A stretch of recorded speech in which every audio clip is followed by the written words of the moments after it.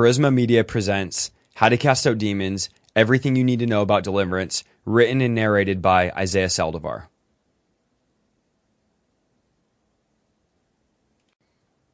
Forward.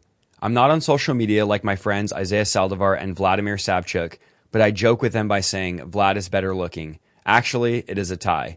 They are both great men of God.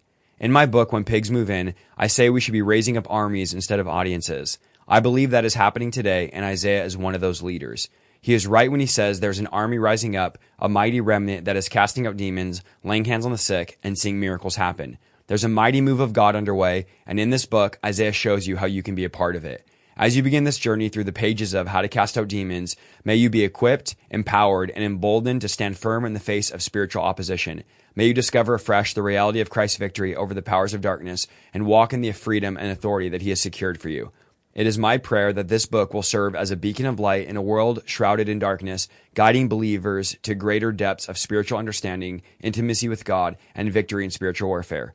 Don Dickerman, founder of Don Dickerman Ministries and Liberated Living, author of When Pigs Move In, Keep the Pigs Out, People, Pigs, and Principalities, and Protected by Angels.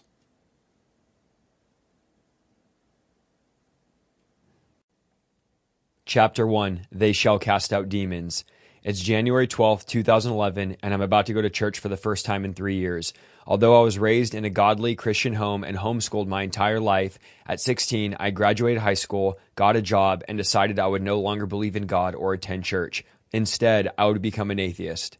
Fast forward 3 years, now 19 years old, and soon to graduate college, I was ready to pursue my dream job and become a deputy sheriff in California. So far, everything seemed to be going as planned. The only reason why I agreed to go to church that night was for months my little sister had been begging me to go. She said, "Just go one time and I'll stop asking you." I told my girlfriend, "Let's go one time," just to shut her up.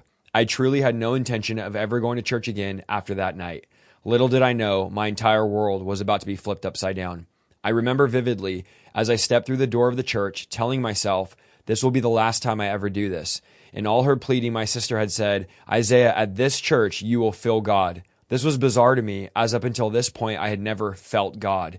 I do recall, though, feeling something odd when I stepped into that church. The only way I can describe it as if there was a presence in the room. I know now it was God, but at the time, I was clueless. I sat in the back of this very large church, thinking I was just going to get this over with. I didn't want to talk to anyone, engage in any activity, or even be noticed. I just wanted to get in, get out, and get this over with. The preacher began to talk about world missions and how many people were unreached for Christ.